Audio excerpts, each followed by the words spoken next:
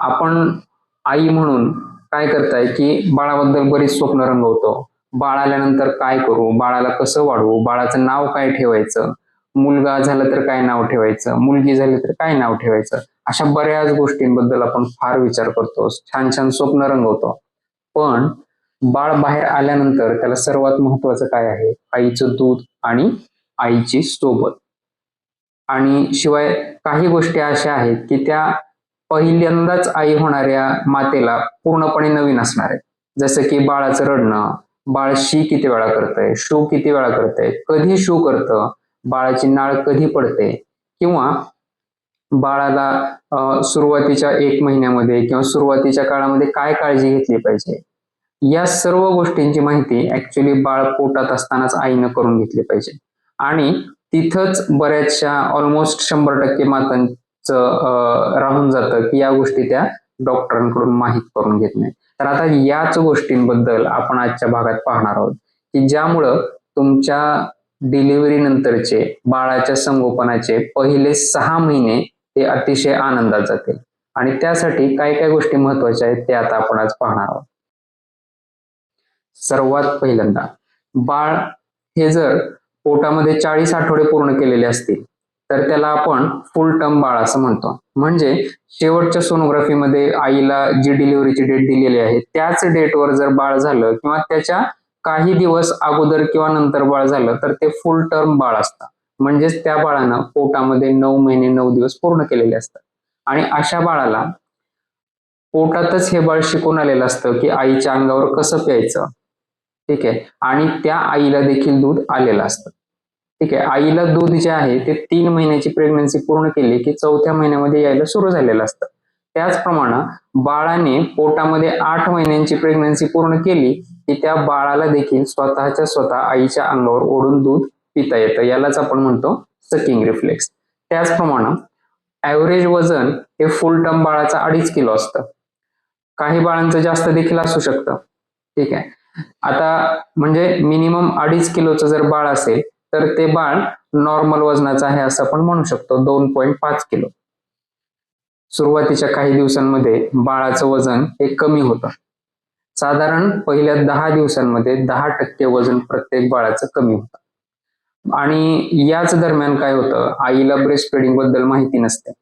दूध कसं पाजावं, बाळाला कसं घेऊन बसावं, किंवा दूध कधी वाढतं या बेसिक गोष्टी माहिती नसतात.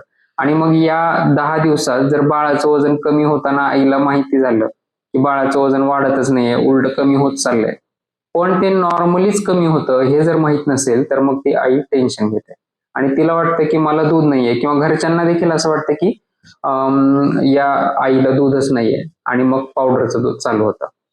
पण लक्षात घ्या, पहिल्या 10 दिवसात बाळाचं वजन हे 10% प्रत्येक बाळाचं कमी होत असतं.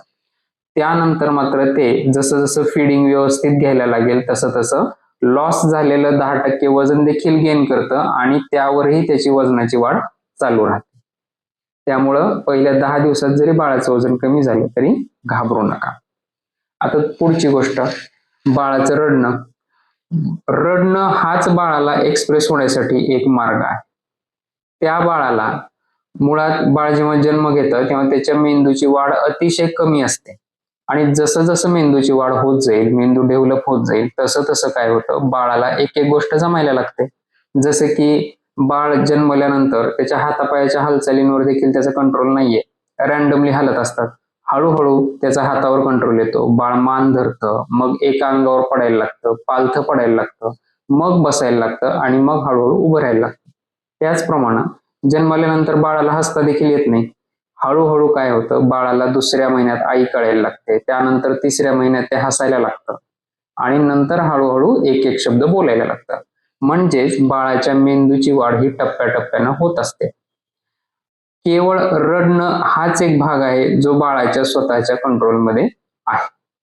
तो देखील देवानं तसं का ठेवलेला आहे, कारण त्या बाळाला जर एक्सप्रेस होता आलं तरच त्याच्या गरजा त्याला आईपर्यंत किंवा त्याच्या केअर टेकर पर्यंत पोहोचवता येतील. उदाहरणार्थ, बाळाला जर गरम होतंय खूप जास्त, एखादं बाळ जे आहे ते उन्हाळ्यात जन्मलेलं आहे आणि त्याला खूप गरम होतंय, आणि जसं की आपल्याला माहितीये की आपण सर्वजण काय करतो, नवीन बाळ जन्माला आलं की त्याला गरम उबदार ठेवण्यासाठी बऱ्याचशा लोकरीच्या कपड्यांमध्ये गुंडाळून ठेवतो, पांघरून घालतो वरून. आणि त्यामुळे काय होतं, उन्हाळ्यात आलेले बाळांना गरम व्हायला लागतं आणि मग ते पोचवणार कसं, ते रडणार. हिवाळ्यात एखादं बाळ जन्मले, व्यवस्थित क्लोदिंग त्याची रॅपिंग केलेली नाहीये, त्याला थंडी वाजायला लागली, ते रडणार. बाळाच्या हातापायांमध्ये धागे बांधण्याची आपल्याकडे पद्धत असते, ते धागे जर काचत असतील बाळाला तर ते कसं सांगणार, ते रडणार. शिवाय बाळाला एखादी गोष्ट लोकलाइज करता येत नाही, म्हणजे मला इथंच काहीतरी त्रास आहे असं त्याला बोटाने दाखवता येत नाही. त्यामुळं केवळ रडणं, काहीही झालं तरी रडणं हाच एक मार्ग असतो आणि या रडण्यामुळेच आपण टेन्शन घेतो. त्यातल्या त्यात आई. आणि आपल्याकडं योग्य माहितीच्या अभावामुळे रडण्याचा संबंध हा डायरेक्टली काय केला जातो, आईच्या दुधाशी जोडला जातो. बाळ रडायला लागलं की त्याला भूक लागली, पाजायला घे. आणि अशा वेळी जर इतर कारणामुळे बाळ रडत असेल, जसं की फॉर एक्झाम्पल बाळाच्या पोटात कळ येत असेल, जे की फार कॉमन कारण आहे, तर काय वाटणार, काय आपण काय करणार की बाळ रडतंय म्हणजे भूक लागली, मग आईला सांगणार त्याला पाजायला घे. आणि ते बाळ तर रडते पोटातल्या कळेमुळं. आता ते पोटातली कळ कमी झाल्याशिवाय ते शांत होईल का, नाही. आणि मग अशा वेळी काय होतं, आई जेव्हा अंगावर लावते बाळाला तेव्हा ते लॅच होत नाही, सोडून देत आणि रडत बसतं. आणि मग सर्वांनाच असं वाटतं, आईला सुद्धा, की मला दूध नाहीये आणि म्हणूनच बाळ काय करते, मला लॅचच होत नाही. पण तिथे झालंय काय, की मुळात ते बाळ रडतंय पोटातल्या कळ आल्यामुळे आणि आपण त्याला वरून दूध पाजतोय, मग ते पेईल का, नाही. तर लक्षात घ्या, प्रत्येक रडणं हे बाळाचं भुकेमुळेच नसतं. ठीक आहे. त्यामुळं प्रत्येक रडण्याचा भुकेशी संबंध जोडू नका, त्याला पटकन डॉक्टरांकडे चेक करून घ्या आणि तुमच्या बाळाला आईचंच दूध पाजा. ठीक आहे. पुढची गोष्ट आणि सर्वात महत्वाची गोष्ट ती की आईची मनस्थिती. कारण हीच आईची मनस्थिती असते की जी बाळाच्या फिडिंगला अफेक्ट करते, ऍक्च्युली बाळाच्या पूर्ण हेल्थलाच अफेक्ट करते. कारण आपल्याकडं दूध, आईचं दूध या गोष्टीचं खूप टेन्शन घेतलं जातं. का, कारण योग्य माहितीच्या अभावी. आणि त्यामुळं काय होतं, आई टेन्शन मध्ये, मला दूध नाहीये, माझं दूध कमीच आहे, बाळाला पुरतच नाही, बाळाचं पोटच भरत नाही. या सर्व गोष्टींमुळे स्वतःचा आत्मविश्वास घालवून बसते. आणि एकदा आत्मविश्वास गेला की दोन प्रकारे तो आत्मविश्वास आईच्या हेल्थला अफेक्ट, आईच्या दुधाला अफेक्ट करतो. पहिली गोष्ट म्हणजे आत्मविश्वास कमी झालेली, घाबरलेली आणि मनातून सतत शंका घेणारी आई जी असते ती टेन्स राहते. आणि या टेन्शनमुळं कालांतराने बरेच दिवस टेन्शन मध्ये राहिल्यामुळं आईचं दूध काय होतं, नैसर्गिकरित्या थोडंसं कमी झालेलं दिसतं. आणि दुसरी गोष्ट, टेन्शन असल्यामुळं आणि स्वतःच्या दुधाबद्दल कॉन्फिडन्स नसल्यामुळं आई काय करते, बाळाला पाजण्याची फ्रिक्वेन्सी सुद्धा कमी करते.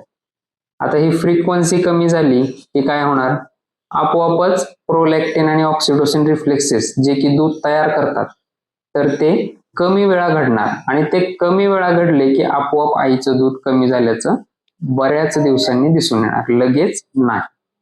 त्याचप्रमाणे मग यावरून तुम्हाला काय लक्षात आलं की बाळाच्या आईनं कॉन्फिडंट राहणं किंवा मन प्रसन्न ठेवणं फार गरजेचं आहे.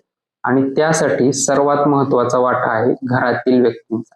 त्यातल्या त्यात आईची आई किंवा आईच्या सासूबाई किंवा आईच्या इतर केअरटेकर महिला आणि आपल्याकडं ज्या बाळाला आणि आईला मालिश करायला येणाऱ्या महिला असतात, त्यांनी देखील आईचा कॉन्फिडन्स वाढवायचा आहे, आईला सकारात्मकच बोलायचंय. कारण तुम्ही केवळ तुमचं नॉलेज दाखवण्यासाठी जर चुकीची माहिती आईला दिली, आईला घाबरून सोडलं, तर काय होईल, आईचा आत्मविश्वास कमी होईल आणि आत्मविश्वास घालवलेल्या आईचं दूध जायला वेळ लागणार नाही.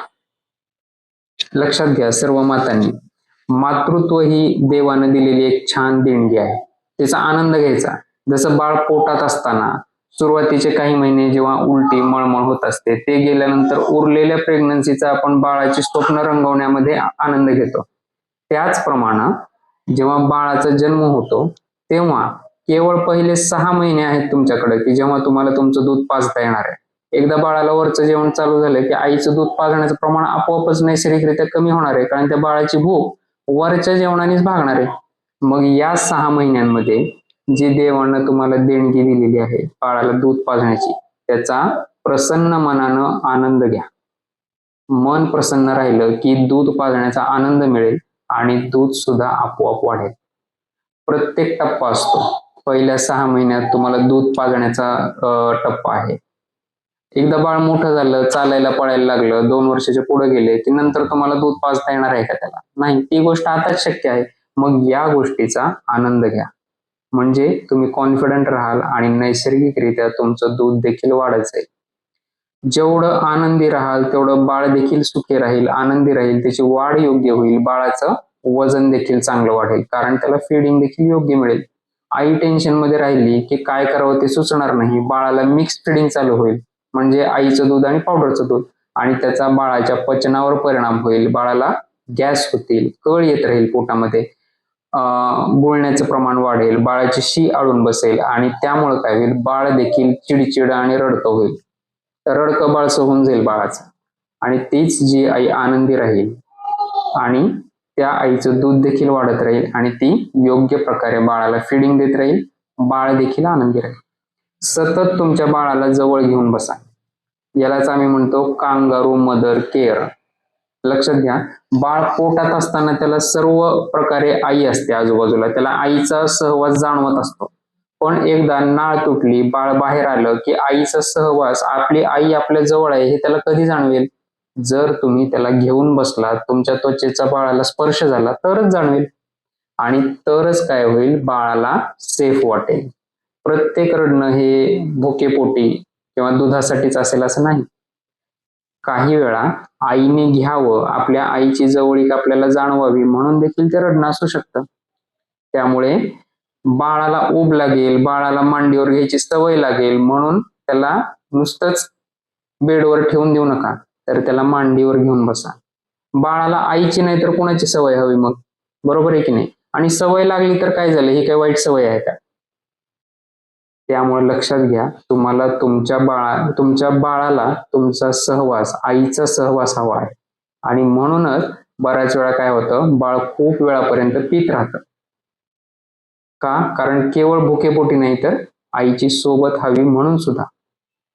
त्यामुळं कॉन्फिडंट राहा आणि बाळाला सतत घेऊन बसा.